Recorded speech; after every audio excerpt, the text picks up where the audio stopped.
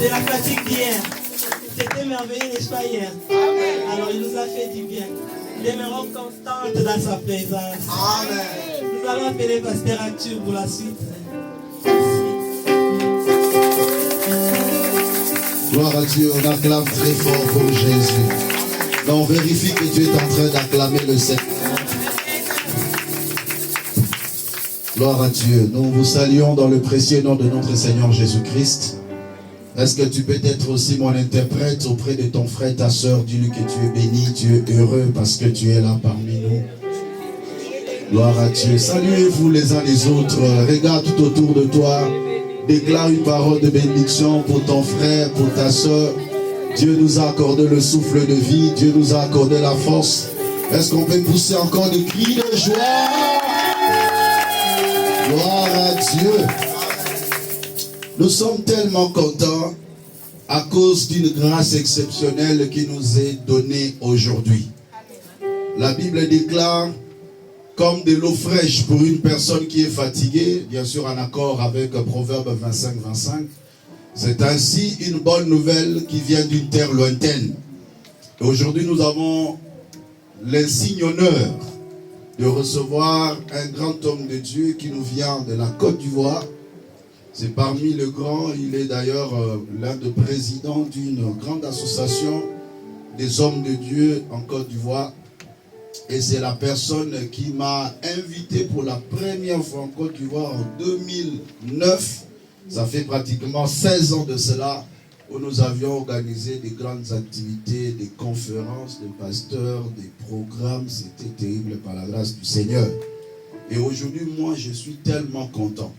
Parce qu'après 2009, on s'est revus 10 ans après, en 2019, ici en France. Et 6 ans après, on s'est revus encore par la grâce du Seigneur. Amen. Amen. Et voilà pourquoi je lui ai dit, je te prends, même à pied levé. Même si tu es venu pour te reposer, mais là, il n'y a pas de repos. Parce qu'on doit profiter de cette grâce. C'est un homme de Dieu que j'aime beaucoup. S'il y a des hommes humbles, lui, il est humble. Laissez-moi les vanter, laissez-moi les glorifier. Un homme effacé, humble, béni de Dieu, et surtout ayant la parole qui peut faire asseoir l'église. S'il y a des pasteurs, lui, c'est un pasteur. Et il a le cœur des pasteurs. Alléluia. Hier, on était avec son épouse qui nous avait fait l'honneur dans le culte de maman. Et aujourd'hui, ils sont complets. Gloire à Dieu. Amen. Alors, je vais d'abord que tu te lèves parce qu'on va recevoir la parole de Dieu au travers de l'homme de Dieu. Il est le responsable, le conducteur de l'église Grâce et Merveille, d'où la direction générale au niveau de la Côte d'Ivoire se trouve à Yopougon, à Ananéré. Et ici aussi en France, ils ont aussi une assemblée qui est à Pantin. C'est là où d'ailleurs il vient de prêcher. Donc il va enchaîner encore. Nous en Côte d'Ivoire on enchaîne, hein? Il n'y a pas de souci.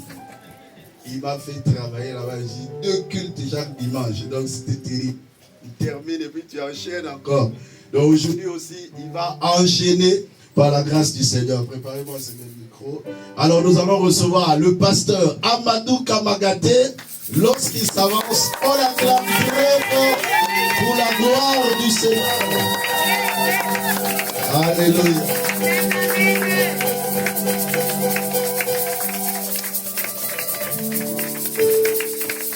Gloire à Jésus. Le pasteur m'a tellement lancé. Il m'a tellement élevé alors que je suis juste à côté. Nous allons donner la gloire à celui qui mérite la gloire. Amen. Celui qui est unique, celui qui est magnifique, celui qui est grand, celui qui est puissant, celui qui est incomparable, celui qui vient du ciel, qui est avec nous tous les jours, qui est fidèle, qui est bon, qui est amour. C'est lui qui nous réunit encore cet après-midi. C'est à lui seul que nous devons la gloire. Je voudrais que nous acclamons le Seigneur avec des cris de joie. Le Seigneur Jésus.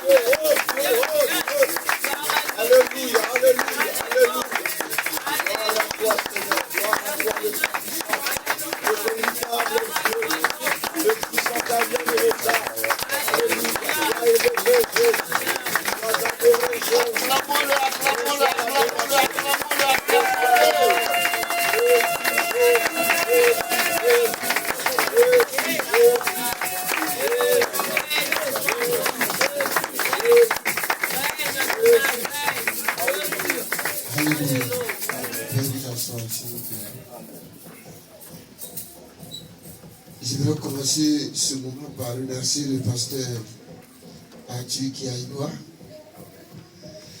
Quand il était à Abidjan, je disais Arthur Kiainoua de Kinshasa. Donc maintenant, je vais dire Arthur Kiainoua de Paris. Que le Seigneur te bénisse abondamment. Je me suis retrouvé en famille. Que le Seigneur vous bénisse. La direction de cette assemblée. Vous avez permis que je sois là. Vous étiez dans un thème. On va partager un petit moment ensemble. Que le Seigneur vous bénisse abondamment. Mon accent ne sera pas comme son accent. Lui parle très bien. Pour moi, j'essaie de parler comme ça. Gymnasie, tout et tout. Mon français n'est pas clair. Je mets un à la place de une. Ne regardez pas ça. Pourvu qu'on puisse aller de l'avant. C'est tout. Alléluia. Donc, hier, les femmes ont pu voir mon épouse. Elle est là aujourd'hui avec moi. Nous sommes ensemble depuis très longtemps, depuis 1990. Viens. Alléluia.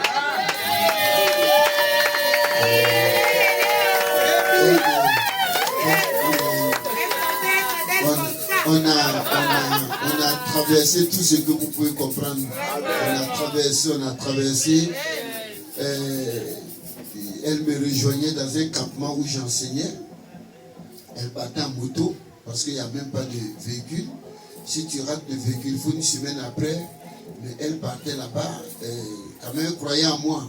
Elle savait que peut-être ce mec-là va devenir quelqu'un demain, on ne sait jamais. Donc elle ne m'a pas abandonné. Elle est restée. Et puis, nous avons tout fait jusqu'à ce que un jour, on s'est retrouvé dans l'avion, partait à New York, et puis on dit c'est nous qui partons à New York comme ça. Dieu est vraiment fidèle. Dieu est bon. Elle est pasteur aussi. Elle est pasteur généralement. Elle évolue dans le milieu des femmes, généralement avec les femmes. Oui, là, Dieu a mis ce fardeau dans son cœur. Et puis bon, elle est vraiment une partenaire. Donc, je te salue. Est-ce que les femmes de valeur sont là? Est-ce que les femmes qui exercent les 7 piliers sont là? Alléluia! Que le Seigneur vous bénisse. Vous êtes merveilleuses. Parce que Dieu nous a créés comme des êtres merveilleux. Alléluia. Hier, j'ai dit comme ça que les femmes, nous ne sommes pas n'importe qui. Quand Dieu devait nous créer là, il a mis sommeil sur l'homme. Il ne veut pas qu'il nous voit. Et Dieu a pris le temps de nous façonner. C'est pourquoi quand une femme passe quelque part, l'homme est obligé de se tourner pour la regarder. Parce que Dieu l'a créé avec les rondeurs. Dieu l'a créé avec la beauté. C'est pourquoi nous scintillons, nous brillons. Nous ne sommes pas n'importe qui. Et nous avons de la valeur en nous. Que Dieu vous bénisse. Alléluia. Un jour, j'ai demandé pourquoi les femmes aiment les bijoux, les boucles d'oreilles bien brillants, les chaînes, tout ça. Et puis elle m'a dit, je vais te dire un secret. Elle a dit, quand Dieu était en train de te créer là, il t'a créé à partir de quoi? À partir de la boue. Donc, il dit, vous êtes créé à partir de la boue, c'est pourquoi vous pouvez ne pas vous laver une semaine, ça vous dit rien. Vous êtes dans le même jean, vous portez le même jean pendant un mois, vous ne lavez pas, ça vous dit rien. Vous rentrez partout, vous rentrez même la maison père sale, mais on se sent l'air dedans, vous les hommes, parce qu'on vous a tiré de la boue. La boue là, c'est pas quelque chose de propre. Il dit, mais la femme, elle n'a pas été créée dans la boue. Elle est créée déjà dans un jardin où l'homme dormait après avoir quitté la boue, on l'a mis pour le repos. Maintenant, le jardin, ce n'est pas un jardin naturel. C'est un jardin surnaturel. C'est-à-dire les feuilles étaient en chrysolite, en topaz, en diamant, en or. C'est tout ce qui brillait dans le désert. C'est pourquoi ce jardin est unique. Alors donc quand elle s'est réveillée, elle a ouvert les yeux, ses yeux sont tombés sur quoi? Sur des feuilles brillantes en diamant, des feuilles en or, des feuilles en or plaqué, en topaz. Donc elle est née dans ça. C'est pourquoi quand elle se lève, elle réclame son Dieu. Quand elle ne voit pas ses objets brillants, elle n'est pas l'aise. C'est pourquoi une femme, son habit, sa robe brille, sa chaussure brille, ses choses brillent, tout brille sur elle. Mais nous, si on a quelque chose, c'est opaque. C'est bon déjà, il n'y a pas de problème. On n'est pas nés dans le même côté. Comme ça se comprend. Donc nous les hommes comprenons les femmes et puis ce dont elles ont besoin, donnez-leur pour qu'elles brillent davantage. Femmes, levez-vous et soyez priés. Au nom de Jésus-Christ. Dieu vous bénisse. Comme nous sommes toujours dans le service de Dieu, dans le service, nous allons continuer un peu dans le thème. Mais les bienfaits qu'il y a dans le service. Je vais introduire ce moment avec un passage dans le livre de 1 Chroniques 24. C'est la parole de Dieu. On va lire le verset 1.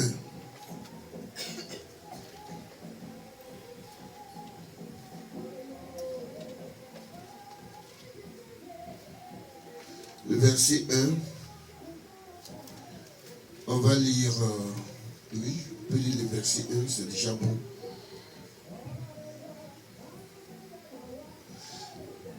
Voici les classes des fils d'Aaron.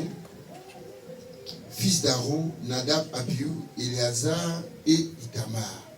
Que le Seigneur agisse sa bénédiction de sa parole. Amen. Gloire à Jésus. Vous savez, nous tous, dans le Nouveau Testament, dans 1 Pierre 2,9, souvent je me trompe, souvent je dis 2 Pierre 1,9, des fois je dis 1 Pierre 2,9. La Bible dit que nous sommes tous un sacerdoce royal. Ça veut dire que nous sommes des prêtres et des prêtresses dans la maison du Seigneur. Nous qui sommes dans le Nouveau Testament. Je ne parle pas de l'Ancien Testament. Qui parmi nous ici fait partie de l'Ancien Testament et qui fait partie du Nouveau Testament? D'abord l'Ancien Testament. Évidemment, il n'y en a pas. Qui fait partie du Nouveau Testament? C'est actualisé. Nous faisons partie du Nouveau Testament. Ça parle de nous dans le Nouveau Testament. Et dans le Nouveau Testament, la Bible dit que nous sommes tous dans le sacerdoce. D'une manière ou d'une autre, nous sommes tous au service du Dieu grand, du Dieu vivant. Donc ne crois pas que parce que tu ne tiens pas le micro, c'est que tu n'es pas dans le service de Dieu. Non, à quelque niveau que ce soit, nous sommes tous dans le service de Dieu. Alléluia. C'est pourquoi prends le rôle que tu as à l'église au sérieux. Parce que ce rôle, c'est ce qui t'a été échu. C'est ce qui t'a été donné de faire. On peut nettoyer, on peut garder, on peut mettre l'ordre, on peut chanter, on peut battre le tam-tam, on peut diriger la prière, on peut être à l'intercession, on peut être à l'évangélisation. Tout ça, ça fait partie du service de Dieu. Mais ce service n'a pas pris sa racine dans le Nouveau Testament, ça a pris sa racine depuis très longtemps. Ce que nous avons lu, la classe qui avait été choisie depuis l'Ancien Testament pour servir Dieu, c'était la classe des Lévites. Et Aaron était le souverain sacrificateur. Et la Bible dit, il y a eu 3 classes, disons 4, mais on met 2 ensemble. Il y a eu la classe de Abihu et Nadab. Il y a eu la classe de Éléazar, selon ce qu'on a lu. Et il y a eu la classe de Ithamar. Ça signifie que chaque classe travaille dans la maison de Dieu avec un esprit. Il y a Abihu Nadab qui travaille avec un esprit, il y a Éléazar qui travaille avec un esprit, il y a Itamar qui travaille avec un esprit. Et cet esprit a évolué dans le temps jusqu'à leur arrière-petit-fils qui sont demeurés encore dans le service de Dieu. Nous sommes aujourd'hui dans la classe d'Aaron, des Lévites spirituels. Mais naturellement, il y a cette classe à exister et continue d'exister toujours. Est-ce que vous êtes avec moi? Amen. Donc, ça signifie que tous ceux qui sont entrés dans le service de Dieu, même aujourd'hui, nous sommes en train de servir dans une de ces classes. Peut-être que quelqu'un parmi vous est en train de servir Dieu dans la classe d'Abihu Nadab. Il y en a qui sont en train de servir dans la classe d'Éléazar. Il y en a d'autres qui sont en train de servir dans la classe d'Itamar. Gloire à Jésus. Amen. Alors, ils ont eu leur petit-fils. Vous allez voir que Itamar a eu un petit-fils qu'on appelle Abiatar plus tard, au temps de David. Et il y a eu un arrière-petit-fils d'Éléazar qui s'appelle Sadok au temps de David. Et tous ont servi. Mais l'esprit de leur père les a suivis dans ce service jusqu'à leur époque. On va aller pas à pas pour que nous puissions comprendre. Alléluia. Donc chaque classement est attaché à un esprit. Premièrement, Nadab et Abihu, nous connaissons leur histoire. La Bible dit, eux, ils se sont attachés à un esprit dans leur service. C'est ce qu'on appelle l'esprit d'Abihu et Nadab ou l'esprit du feu étranger. C'est pour ne pas perdre tellement le temps que je ne vais pas donner tous les petits détails, mais on va comprendre l'essentiel. Gloire à Jésus. Dans Lévitique 10, versets 1 à 3, vous allez voir que normalement, on ne doit pas mettre du feu étranger sur l'autel. Le feu qui est censé être mis sur l'autel, c'est le feu qui est venu du ciel, qui a allumé le feu, qui a embrasé l'autel. L'autel ne devrait pas s'éteindre. Chaque matin, le sacrificateur doit tout faire pour entretenir ce feu. Et il s'est trouvé que Abihu Nadab, qui était dans le service de Dieu, était négligent. Et donc, ils ont laissé éteindre ce feu. Et maintenant, pour rallumer, ils sont allés chercher un feu étranger et du parfum étranger. Je vous expliquerai. Donc, dans Lévitique 10, versets 1 à 3, il dit, les fils d'Aaron, Nadab et Abihu prirent chacun un brasier, ils mirent du feu et posèrent du parfum dessus. Ils apportèrent devant l'Éternel du feu étranger, ce qu'il ne leur avait point ordonné. Or, le feu sortit devant l'Éternel et les consuma. Ils moururent devant l'Éternel. Moïse dit à Aaron, c'est ce que l'Éternel a déclaré lorsqu'il a dit, je serai sanctifié par ceux qui s'approchent de moi et je serai glorifié en présence de tout le peuple. Aaron garda le silence. Vous voyez, ils se sont permis de laisser le feu qui est venu du ciel sur l'autel s'éteindre par leur négligence.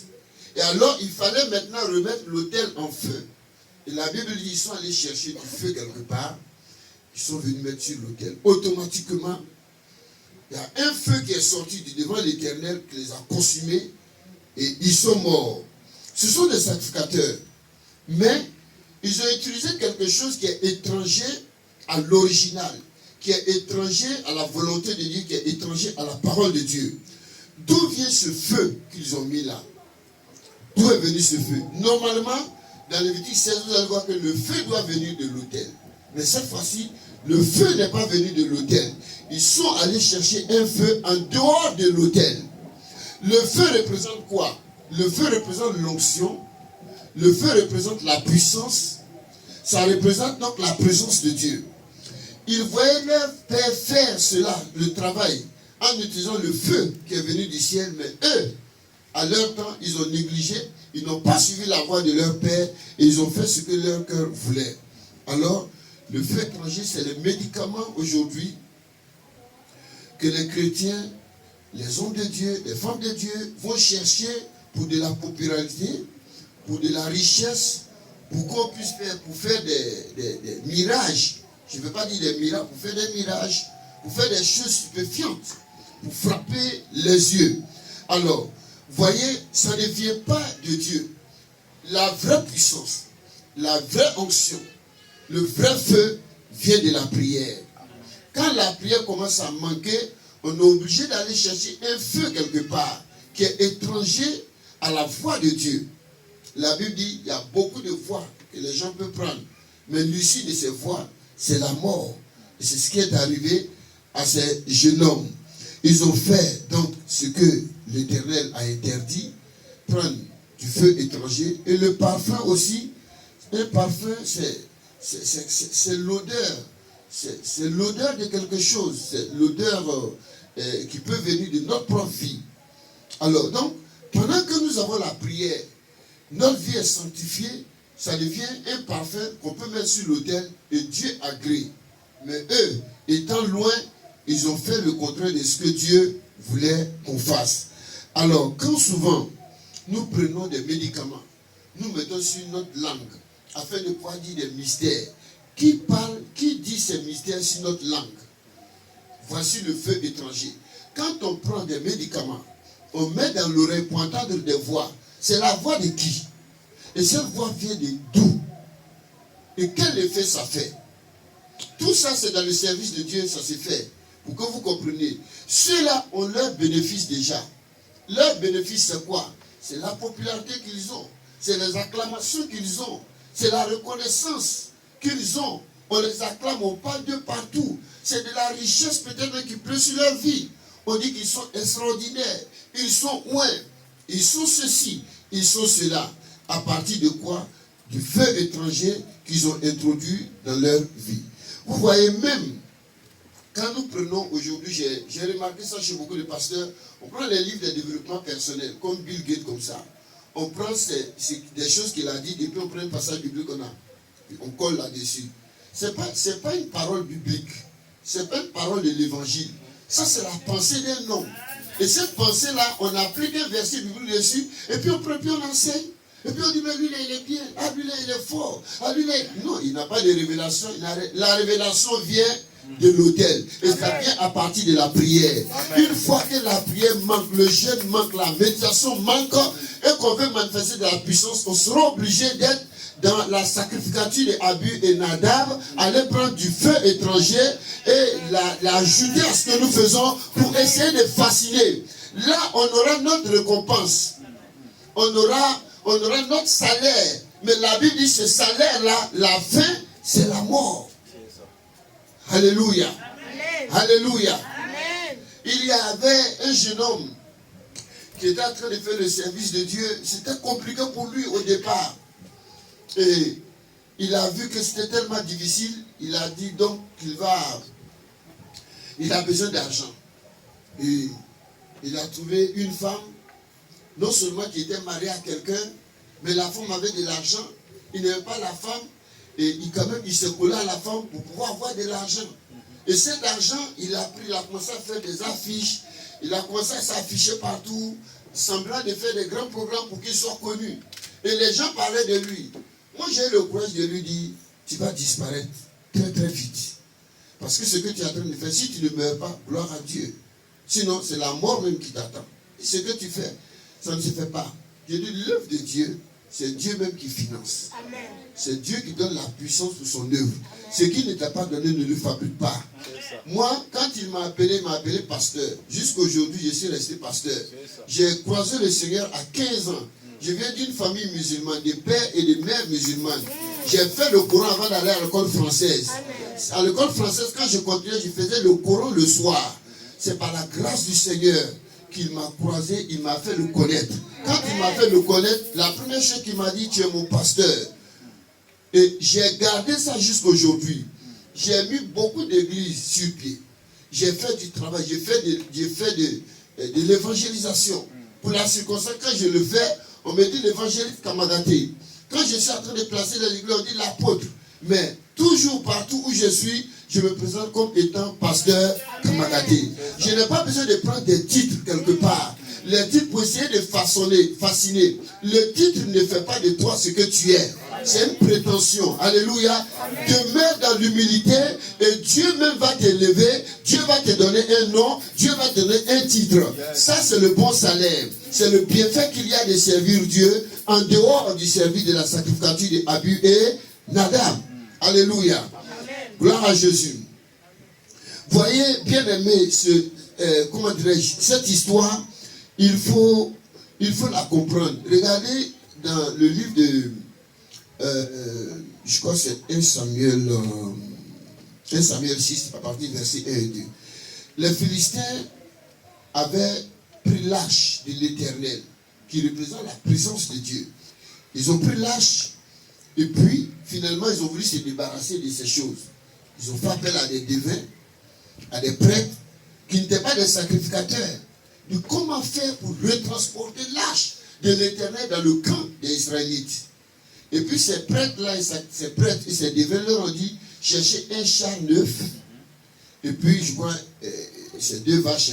2 vaches, vous placez l'arche dessus, et puis accompagnez. Or, ce n'est pas ainsi les instructions de Dieu. Les instructions de Dieu étaient que pour prendre l'arche, il faut 4 prêtres. Il faut 2 devant, il faut 2 derrière, puis on les met sur les épaules. Ça, c'est les instructions de Dieu. Mais ici, c'est des instructions qui ne viennent pas de Dieu. C'est ça justement le feu étranger. Ils ont mis l'arche sur le char. En transportant, la Bible dit que l'arche était penchée, ça voulait tomber.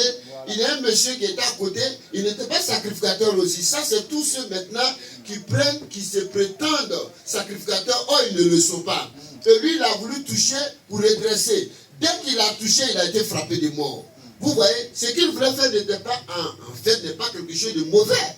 Ça semble quelque chose de bon. Mais est-ce que c'est sur recommandation de Dieu? Est-ce que c'est sur les instructions de Dieu? Si nous voulons bénéficier du service que nous faisons, si nous voulons bénéficier des grâces de l'Éternel, si nous voulons avoir des bénédictions de la part de l'Éternel, tout ce que nous faisons pour Dieu doit suivre les instructions de l'Éternel. Alléluia. Toute puissance que nous devons manifester, c'est ce que Dieu te donnera de faire. Ce qui ne t'a pas donné, ne le fais pas.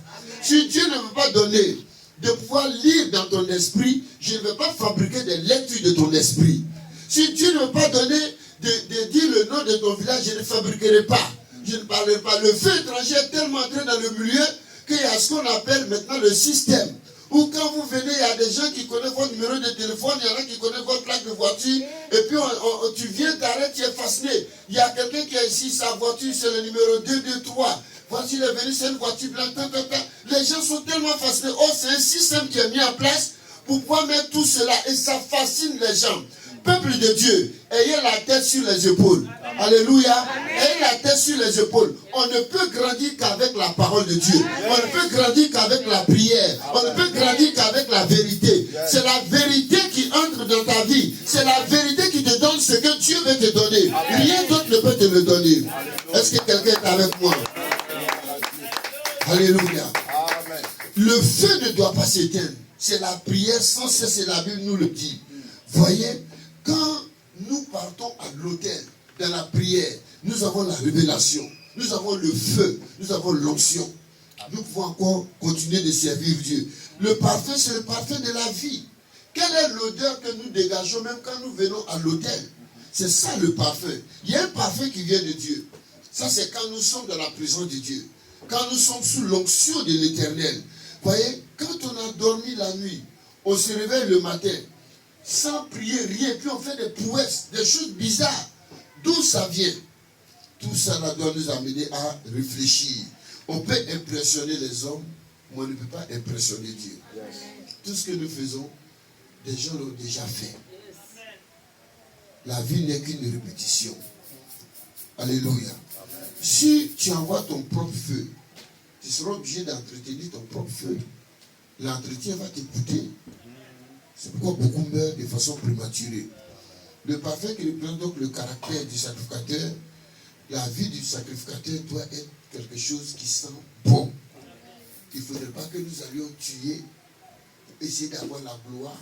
Il ne faudrait pas que nous cherchions à voler pour avoir la gloire. Et ce jeune homme, il s'est mis avec la femme, il a commencé, il faisait tellement d'affiches, il est frappé par Dieu. Il était paralysé de tous les côtés. L'argent est fini.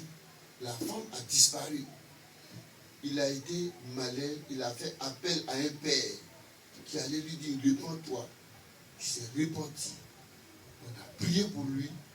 Et puis il est arrivé. Aujourd'hui, il s'est mis à côté d'un papa en train de juste de travailler. Ce qu'on lui fait, il fait. Il est sorti dans la popularité qu'il cherchait. La puissance qu'il manifestait là. Il a fui loin de là. Il dit, quand tu le rencontres, il dit, j'ai vu la mort en face. Quelqu'un ne me donnera plus de conseils. Tout ça, pour ça. Gloire à Jésus. Amen. Donc ça, c'est la classe des Abihu et Nadab. On peut servir Dieu, mais avec un feu étranger. Là, on est dans cette classe-là. Nous sommes tous dans la sacrificature d'Aaron. Mais il y a, comme je l'ai dit, il y a 3 classes, 3 grandes classes. Abihu, Nadab, une classe. Éléazar, une classe. Et Itamar, une classe. Je viens maintenant à la deuxième classe, qui est la classe d'Itamar. Itamar, j'ai l'habitude de dire que c'est rattaché à un esprit mercantiliste, à un esprit de commercialisation. Même souvent, je dis, c'est rattaché à l'esprit simono-alexandrique. Il y a Simon dans la Bible, et puis il y a Alexandre dans la Bible. Tout ça, c'est le même esprit. Il se manifeste dans la vie des sacrificateurs aussi qui servent Dieu. Eux, ils n'apportent pas du feu étranger à l'autel. Ils sont dans le vrai feu. À l'instar de Ophni et Phiné qui sont des descendants d'Itamar. Ils sont dans le service de Dieu. Mais la Bible dit quoi? C'est le service qui se sert de l'autel pour son propre ventre, pour ses fins personnelles. Il y a ce service-là. Il y en a qui viennent à l'église, même quand on leur dit, bon, vous allez balayer l'église, après ils demandent un salaire. Il y en a quand on dit il faut diriger, il demande un salaire. Il y en a quand on dit il faut faire telle chose dans la maison, il demande un salaire. En fait, ces personnes ne sont pas en train de servir Dieu pour servir Dieu. Ils sont en train de servir Dieu pour leur fin personnel. C'est pour leur intérêt personnel qu'ils servent Dieu. On ne sert pas Dieu pour du gain. Et encore s'il y a du gain, c'est Dieu qui te donnera ce gain. Amen. Quand Dieu lui te donne, la Bible dit que sa bénédiction enrichit l'homme réellement et ne fait sur d'aucun chagrin. Ça, c'est la vraie bénédiction de Dieu. Amen. Quand il te donne, tu n'as pas besoin de te casser la tête. Comment je vais garder? Tu ne te casses pas la tête. Comment je vais faire pour conserver? Tu ne te casses pas la tête. D'où ça va venir?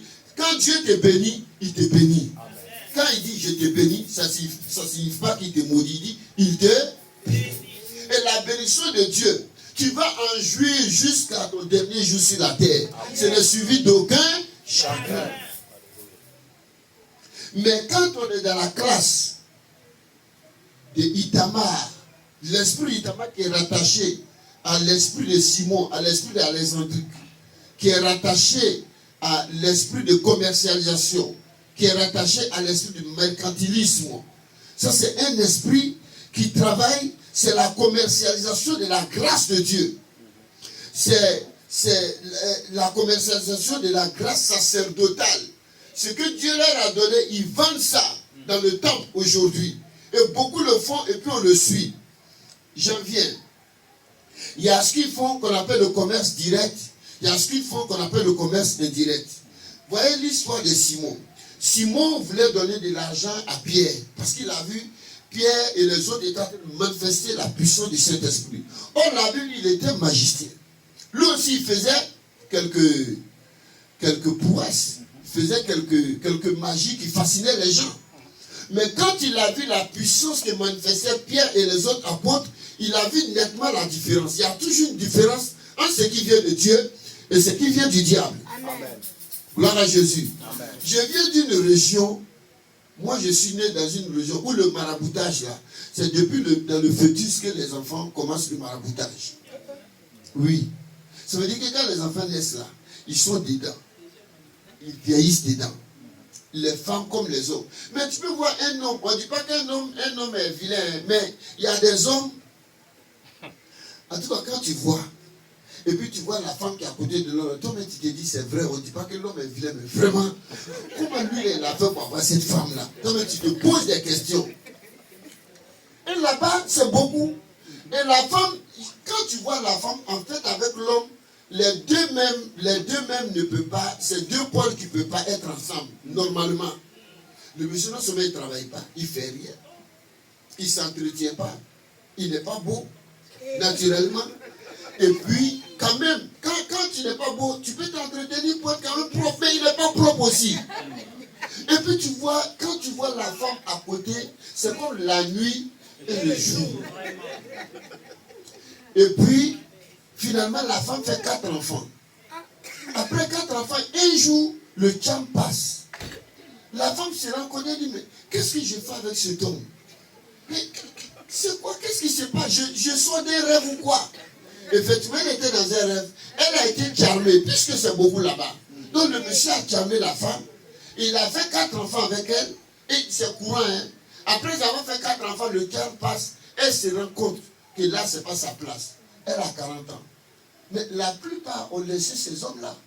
Rester seul, dit, je ne peux pas supporter. Je ne sais pas comment on va dormir sur le même lit. Je ne comprends même pas ce qui s'est passé. On dit, ah madame, tu viens de te réveiller, mais tu es réveillé un peu tard. Il y a des femmes aussi qui font la même chose avec des hommes. Ça veut dire que le maraboutage là-bas, les gens sont vraiment nés dedans. Alors, c'est ce que Simon faisait. Mais quand il a vu la puissance manifestée par les apôtres, il suivait Pierre. Je vais acheter la puissance qui est sur toi. Je vais acheter. Pas simplement pour faire l'œuvre de Dieu, mais après leur départ, il se tape la poitrine. C'est lui, Simon le magicien. Donc ce qu'il aura acheté, au lieu de le faire pour la gloire de Dieu, il le fera pour la gloire de qui? Pour lui-même ou du diable. Voilà ce qu'il voulait. Et quand Pierre en avait eu assez, il s'est retourné et a dit, sois maudit avec ton argent. Si tu crois que l'œuvre de Dieu, la puissance de Dieu s'achète, sois maudit avec. Alléluia. Amen. Alléluia. Amen. Et donc, voilà comment lui, il veut commercialiser. Et l'esprit de ce Simon-là, ça se situe toujours dans la lignée d'Ithamar. Ce que j'ai dit là, il faut beaucoup de temps pour que vous compreniez, mais j'ai rendu simple pour que vous compreniez. Donc, il y a 3 lignées. La première lignée, ils ont quel esprit? Si vous me suivez, ils ont quel esprit? Feu étranger. Cette fois-ci, ils ont quel esprit? Esprit de commercialisation des grâces sacerdotales. Ici. Alléluia. Alors donc, donner à un homme, ce n'est pas mauvais. Mais c'est la motivation qui était derrière. C'est pourquoi Pierre l'a maudit. Il y a une motivation qui était cachée dans ce qu'il demandait. Dans ce qu'il voulait acheter. Et donc, il a été maudit. Alors, étant magicien, il allait utiliser toutes ces choses-là pour ses prophètes. Le nom de Dieu n'allait jamais sortir dedans. Paul utilisait son mouchoir, où on utilisait les mouchoirs de Paul pour guérir les gens, pour faire. Mais on ne vendait pas ces mouchoirs. Ces mouchoirs n'ont pas été facturés. Alléluia. La Bible dit que l'ombre de Pierre, quand Pierre marchait, son ombre guérissait les malades. Mais on n'a jamais envoyé une facture à un malade pour dire l'ombre de Pierre t'a guéri, tu dois payer. Ça signifie que dans cette lignée, on doit faire l'œuvre de Dieu sans exiger quoi que ce soit à quelqu'un. Les offrandes, c'est normal. Les dîmes, c'est normal. Les dons, c'est normal. Alléluia. Mais on n'achète pas la grâce de Dieu. On n'achète pas la guérison. On n'achète pas la révélation. C'est à force de vouloir vendre ces grâces-là qu'il faut qu'on fabrique maintenant les révélations. Quand quelqu'un s'élève et dit, pasteur, tu n'as rien vu sur moi. En fait, j'avais un 500 €, je voulais te donner, mais je voulais une parole de Dieu. Mais si pasteur Arthur est dans les difficultés, il va fabriquer une parole pour te donner. Que les 500 sont devant lui. Vous voyez? Non, je ne dis pas, il est comme ça, je vais donner un exemple. Il va dire, mais écoutez, Dieu dit que aujourd'hui, là, tu vas rencontrer une grâce devant là-bas. Donne-moi les 500. Voilà comment on arrive à entrer dans ces choses-là. Est-ce que quelqu'un est avec moi? Alléluia. Alors, donc, bien aimé, dans cette lignée-là, c'est commercialiser ce que Dieu t'a donné. Dieu peut te donner des dons de guérison. Tu es dans l'église, tu ne prêches même pas. Mais quand quelqu'un est malade, quand tu lui imposes la main, il se relève. Ça, c'est une grâce particulière qui vient de Dieu. Tu n'as pas à vendre ça. Mais il faut le mettre au pied de la communauté. Gloire à Jésus. Ça ne te fait pas supérieur. Ça ne fait pas que tu es au-dessus de ton pasteur. Non, c'est un don seulement Dieu t'a donné pour exercer. Il faut l'exercer. Il y a un bénéfice là-dedans. Il y a un salaire dedans. Mais ce salaire, ce bénéfice viendra de l'Éternel. C'est lui qui te le donnera. Ce n'est pas les hommes. Les hommes ne pourront pas te payer. Gloire à Jésus. Donc, les enfants d'Itama utilisaient le vrai feu. Ils utilisaient le vrai feu, mais pour leur intérêt. Je vais aller plus loin. Quand tu prends Phiné et Ophni, qu'est-ce qu'ils faisaient dans le temple? La Bible dit que quand on envoyait les animaux pour les immoler, on les tue, on devait mettre les morceaux de viande dans un chaudron pour les faire bouillir, et puis après on met sur l'autel pour que le feu les consume. Quand l'odeur monte à l'Éternel, c'est la part de l'Éternel. Donc les bonnes parts là, c'est ce qu'on mettait l'esprit savant. Mais eux, ils étaient les sacrificateurs. La Bible, ils avaient des fourchettes comme ça, des râteaux. Donc quand les gens voient, ils disent non, ne mettez pas ça dans le chaudron, ils piquent. Ils envoient, ils disent ça c'est leur part. Eux, ils se servent d'abord, et puis maintenant c'est les têtes, les pattes, on prend pour aller brûler, et que l'odeur est à l'Éternel. Ils faisaient ça, quelque chose qui n'était pas bon. Leur père ne parlait pas beaucoup. Et la Bible dit encore là, ils cherchaient les femmes des gens là, à l'hôtel, ils couchaient avec eux, avec elles. Et là, donc tout ce qu'ils faisaient, c'était pour leur fin. Le service qu'ils faisaient, c'était pour leur fin. C'était pour leur propre gloire. C'était pour leur seul intérêt. Voilà pourquoi ceux-là, le jour où l'arche a été volé, quand ils sont allés dire là-bas que l'arche a été pris, on dit, les deux là, ils sont morts. On les a dit, Dieu a permis qu'ils soient morts là-bas. Parce que ce qu'ils faisaient n'était pas bon. Voici, ils ont eu un salaire aussi de la part de l'Éternel. Donc, dans ce cadre-là, dans cette catégorie, c'est ceux qui ont reçu une grâce particulière de la part de Dieu, ceux qui sont dans le service de Dieu, ceux qui sont dans le service pastoral, ils peuvent être apôtres, ils peuvent être prophètes, ils peuvent être tout, mais tout ce qu'ils font, ils vendent. C'est ceux qui vendent des huiles, c'est ceux qui vendent des eaux, c'est ceux qui font des macarons à leur effigie, et puis tu mets ça sur toi. La nuit, rien ne va t'atteindre, rien ne va se faire. Bien aimé, c'est le seul Jésus. Jésus seul qui protège quand nous dormons. À part Jésus, il n'y a personne d'autre qui peut te protéger. Même la Bible que nous avons là, c'est du papier. Si tu veux, il faut coudre ça comme un pagne, une couverture, puis coudre-toi. Mets aussi sur ton lit, prends aussi pour te couvrir. Si le sorcier veut te manger, s'il ne croit pas Jésus en toi, non seulement il va te manger, mais il va croquer tes os, il va les sucer. Parce qu'il n'y a personne en toi. Mais tu peux ne pas avoir de couverture, rien. On peut ne même pas avoir la Bible dans ta main. Mais si le feu de la parole de Dieu est dans ton cœur et que Jésus est là, aucun sorcier ne peut s'approcher de toi. Acclamons le Seigneur. Acclamons le Seigneur, acclamons le Seigneur. Gloire à Jésus. Et on va venir encore un autre exemple. Au temps de David, David a vieilli. Normalement, après lui, c'est Salomon qui devait le succéder. Il y a Adonijah, lui qui s'est levé, qui a pris des gens autour de son père, qui a pris des gens dans la ville, et puis il dit, allez, venez, vous allez m'introniser en tant que nouveau roi. Son père était encore vivant. Il avait besoin de sacrificateurs. En ce moment, il y avait un prophète qui était avec David, le prophète Nathan. Il y avait deux sacrificateurs, Sadok et Abiatar. Abiatar, il est de la lignée d'Itamar. Et Sadok est de la lignée d'Éléazar. Quand il les a approchés, Sadok dit, moi je ne peux pas faire ça. Je vais être fidèle au roi. Ce que le roi n'a pas dit, je ne peux pas entrer dedans. Abiatar, lui, il a accepté la proposition. Parce qu'Adonijah lui a dit que si tu viens et que je suis intronisé, tu seras le souverain sacrificateur. Il a accepté le deal. Et il allait pour aller oindre Adonijah comme nouveau roi alors que David était encore en vie. Et c'est là, Nathan a dit à David, ce n'est pas comme ça, la chose doit se faire. Et donc finalement, ils ont fait asseoir Salomon sur le trône, on l'a oint là-bas. Vous voyez, ça veut dire que l'autre, l'onction qu'il a reçue n'a pas été reconnue. Ce qui a été fait n'a pas été reconnu. Mais pourquoi est-ce que Abiatar a accepté?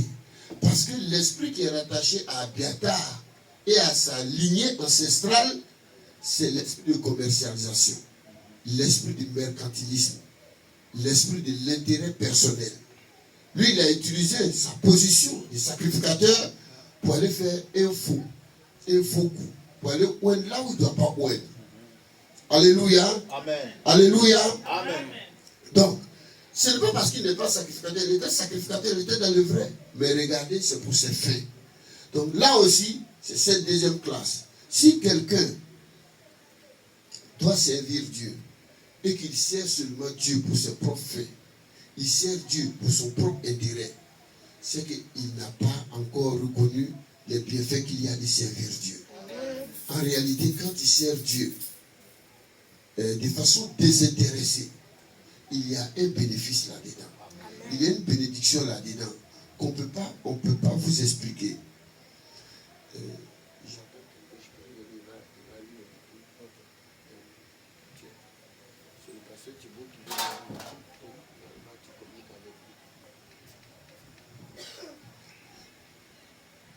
Gloire à Jésus.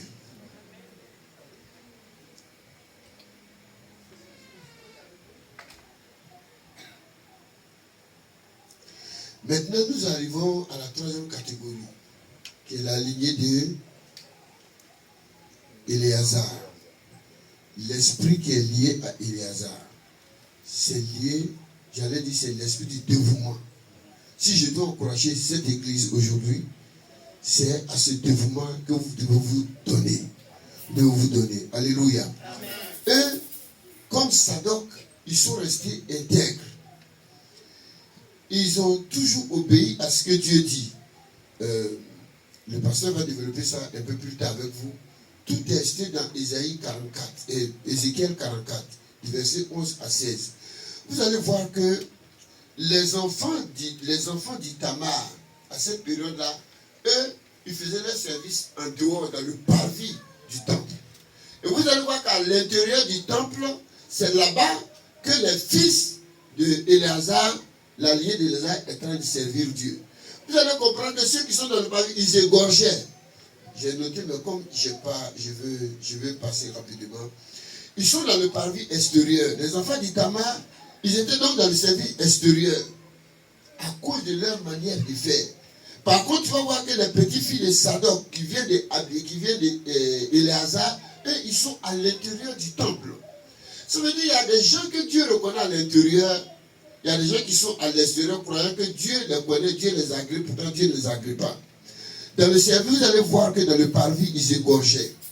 C'est seulement pour les fils d'Abiatar, les arrière-fils d'Abiatar, donc de la lignée de Ithamar.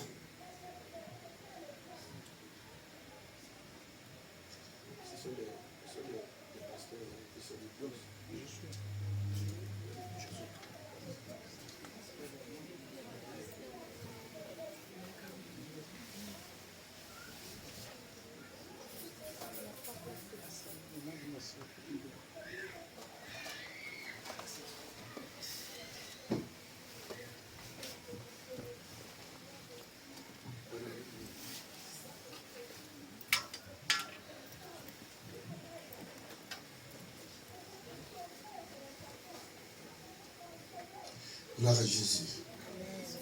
Lui, c'est un petit frère. Et moi, il est pasteur Thibaut et son épouse Mariama. Ils sont amoureux. Donc, lui, quand j'ai dit un petit frère, on a grandi ensemble, on a joué au ballon ensemble, on a dansé ensemble, on a tout fait ensemble. Donc, et puis, voici que Dieu nous a tous choisis, on est pasteur. Et son épouse aussi est d'origine musulmane aussi. Voici qu'elle le suit dans le travail. Dieu même par là, quand il prend les musulmans et puis il mélange ça quelque part là-bas. Et Dieu nous bénisse. Voilà. Nous sommes avec le pasteur Arthur, c'est lui qui est là. Et son épouse est derrière là. Donc le pasteur Arthur qui a une noire, à la fin on va faire bien connaissance. Merci d'être venu. Gloire à Jésus. Alors donc, il y a maintenant les fils d'Éléazar. Éléazar, ils ont eu un petit fils qui s'appelle Sadoc, qui a servi auprès de David. Et après encore, ils ont eu des arrière-petits-fils. Ces arrière-petits-fils dans le service, eux, ils sont à l'intérieur du temple. Les petits-fils d'Abiatar sont dans le parvis extérieur du temple. Et ils égorgeaient. Le mot égorger n'a pas été dit à propos des fils d'Éléazar, mais c'est les fils d'Ithamar. Maintenant, quand on dit égorger, ça vous rappelle qui dans la Bible? Ça rappelle le programme de quelqu'un dans la Bible. Il est venu pour faire quoi? Égorger, voler, tuer. Donc, C'est leur travail qui est là. Alléluia. Vous voyez, leur service est horizontal. Eux, ils font vis-à-vis avec les hommes. Qu'est-ce qu'ils peuvent gagner avec les hommes? Alors que dans le service du dévouement, qui est dans la lignée de Léazar, de Sadok jusqu'à ses petits-fils, eux, c'est un service vertical vis-à-vis de Dieu. Eux, ils servent Dieu. Les autres servent les hommes. Donc, les fils d'Éléazar, ils servent d'abord Dieu. Ensuite, ils font le service horizontal. Or, les fils d'Itamar, il faut le servir horizontal vers le peuple, envers le peuple d'abord, avant d'aller vers Dieu. Parce que Dieu est relégué au second plan. Alléluia. Donc, comprenez par là que les enfants de Sadok font un service qu'on appelle un vrai service, le service du dévouement, le service de façon désintéressée. Ils attendent leur salaire de Dieu, ils attendent leur bénédiction de Dieu, ils attendent tout de Dieu. Alors, un homme a 3 ministères. Le premier ministère, c'est d'abord personnel, c'est l'intimité avec Dieu, la communion que nous avons avec le Seigneur. Chacun de nous doit avoir cela. Voyez? Et ça, c'est négociable, non négociable, je veux dire. Personne, on ne doit pas négocier avec ça. Chacun de nous, qu'on soit le balayeur, qu'on soit le batteur, qu'on soit celui qui nettoie, chacun doit avoir une communion personnelle avec Dieu. Ça, c'est non négociable. Ça ne dépend pas de ton pasteur, ça ne dépend pas de ton responsable. Ça, tu dois faire, tu dois avoir cette communion-là. C'est ça qui va te transférer certaines choses que l'homme ne peut pas te donner. Alléluia. C'est là-bas que l'exaucement même se fait. Gloire à Jésus. Et le deuxième ministère que j'appelle le ministère privé.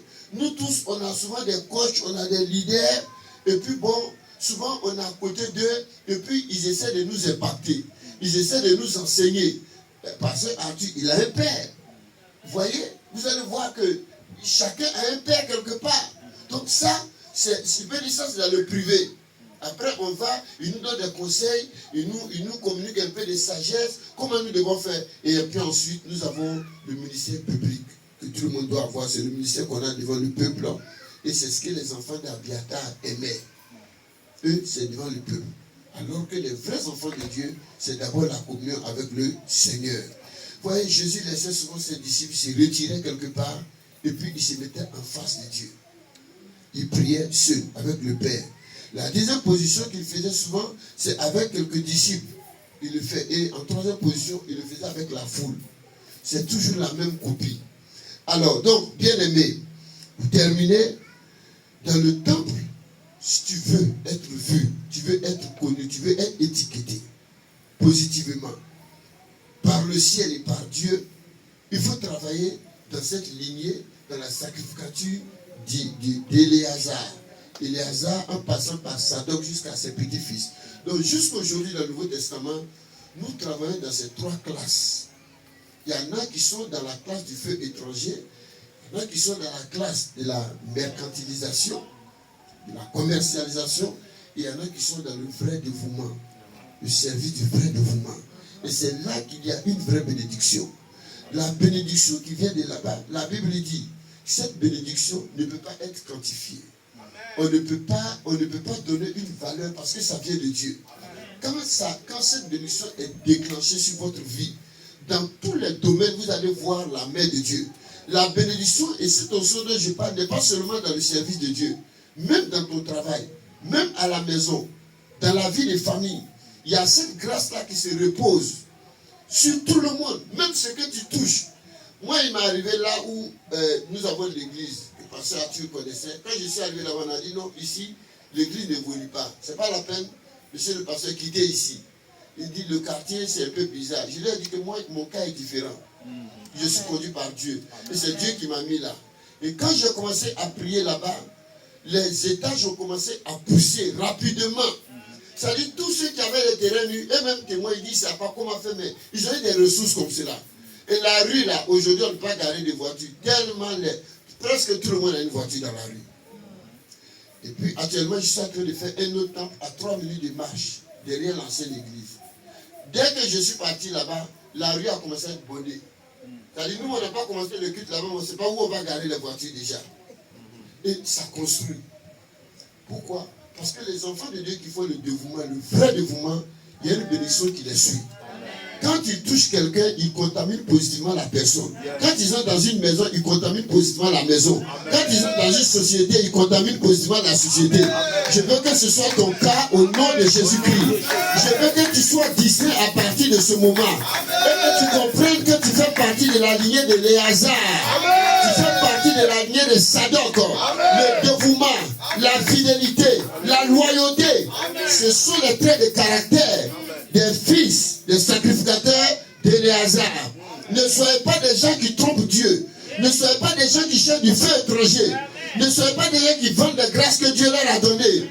Ne vendez rien. Ça ne peut pas vous enrichir. C'est la richesse qui vient de Dieu qui enrichit l'homme réellement, qui n'est suivi d'aucun chagrin. Nous recherchons tous le bonheur, mais c'est Dieu qui donne le vrai bonheur. Nous recherchons tous l'abondance, c'est Dieu qui donne l'abondance. Nous recherchons tous le matériel, c'est Dieu qui donne le matériel. Il faut t'attacher et il faut avoir confiance en lui. Ce qui fait que les gens vont dans des choses, c'est le manque de confiance qu'on a aujourd'hui pour Dieu. Quand on voit les choses, on croit que Dieu n'existe pas. Je dois vous dire que Dieu ne répond pas à tout. Tu peux demander et puis Dieu ne te répond pas. Mais il sait pourquoi il ne t'a pas répondu. Ce n'est pas un mal. Je vais vous donner un exemple. Quand j'étais en terminale, j'ai fait le bac. On a fait presque 100%. C'est 2 personnes seulement qui ont échoué le bac. À notre époque, en Côte d'Ivoire, il y avait le bac probatoire en première. Et puis le bac, le vrai bac en terminale. Et quand on a fait, il y avait 2 personnes qui ont échoué. Moi, je me suis adressé à un. En fait, ça me faisait mal, mais je lui ai mal parlé sans le savoir. J'ai dit, mais toi, on a fait le bac probatoire. Le bac n'est que formalité. Pourquoi tu t'es amusé comme ça et puis tu as échoué? Donc, moi, je me plaignais pour lui. Il ne m'a rien dit. Donc, j'ai eu le bac. On doit m'affecter. J'ai demandé à aller en fac et j'ai demandé à aller à l'ENS pour être professeur dans le collège. Donc, vous savez où on m'a affecté? C'est au CAFOP, c'est-à-dire pour devenir instituteur. Alors que j'ai eu le bac, un coup. Maintenant, lui qui a doublé, qui a repris la terminale, l'année d'après, lui il a eu le bac, on l'a vu à l'ENS, il est devenu professeur. 2 ans après, son salaire me dépasse de très loin net. J'ai commencé à me plaindre. J'ai dit, ah Dieu, c'est quoi? Pour vous dire quoi? Que souvent ce qui arrive dans ta vie là, il y a des moyens n'appellent pas malheur ce que tout le monde appelle malheur. N'appelle pas complot ce que tout le monde appelle complot. N'appelle pas conjuration ce que tout le monde appelle conjuration. Si tu es un enfant de Dieu, quand Dieu permet quelque chose, bénis Dieu, c'est pour ton propre bien. J'ai commencé à me plaindre pour Dieu, mais pourquoi tu ne m'as pas fait doubler? Pour que je reprenne l'année d'après, puis tu m'as fait le bac, tu m'as laissé gérer le bac. Est-ce que j'ai dit que c'est le bac qui m'importait? C'est le travail que je dois faire qui m'importait. Vous voyez, il y a des premiers qui seront les derniers et les derniers qui seront premiers. Et ça s'est passé comme cela. Ça a été une très belle leçon pour moi dans la vie. J'ai compris que quand tu suis Dieu, tu vas tout doucement. C'est pourquoi quand j'ai embrassé le service de Dieu, quand il m'a dit d'aller doucement, je suis en train d'aller doucement. Je n'ai pas forcé. Je n'ai pas escroqué quelqu'un. Je ne demande pas ce que quelqu'un n'a pas. Je ne mens pas quelqu'un. Je suis resté tel. Quand le moment arrivé où Dieu va me faire des ouvertures, il m'a fait des ouvertures que vous ne pouvez pas imaginer. Il m'a fait entrer dans des paradis que vous ne pouvez pas imaginer. Parce que c'est sa bénédiction qui enrichit l'homme. Réellement, il ne fait sur d'aucun chagrin. Voilà. C'est ce que Dieu va faire. Il y a quelques-uns parmi vous, Dieu va commencer petit à petit. Ayez confiance en lui. Ayez confiance. Même quand ça ne va pas, ayez confiance. Je vois le. Quand ça ne va pas, ayez confiance. Ne vous détournez pas de lui. On a atteint 20 ans. Ok. Ah, ok.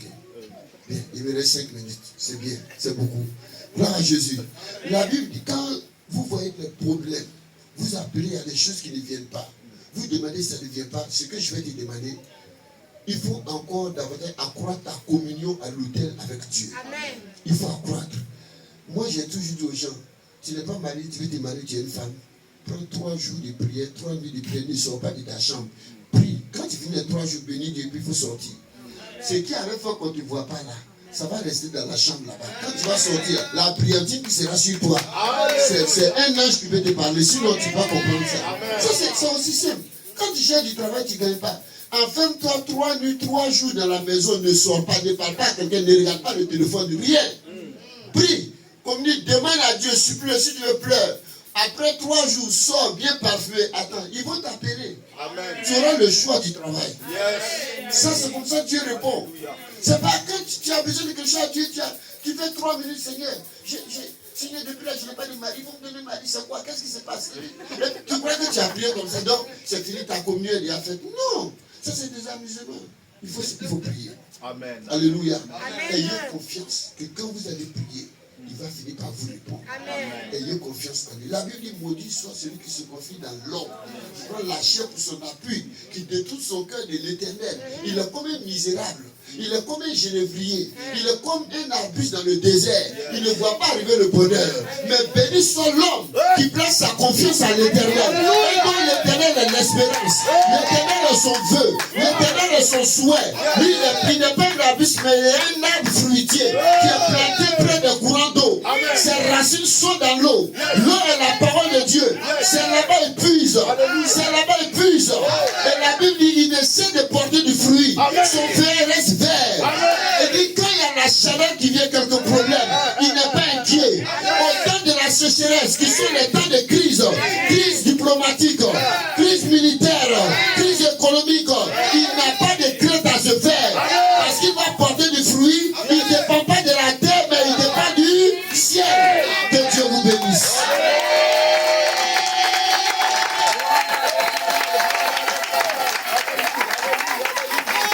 On va prier 2 minutes ensemble.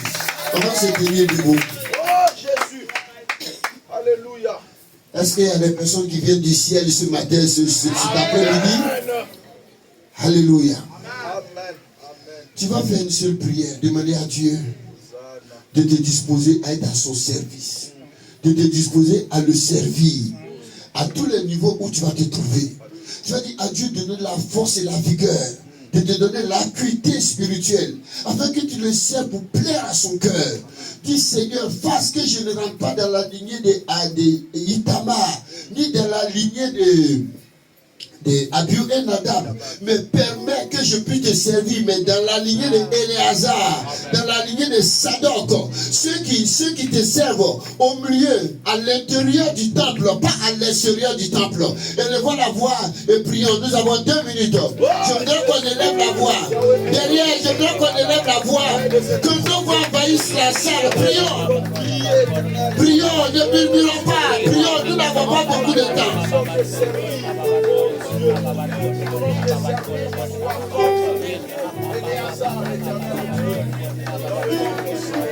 Je veux que tu pries, tu cries, oh Dieu, j'ai compris qu'il faut te servir.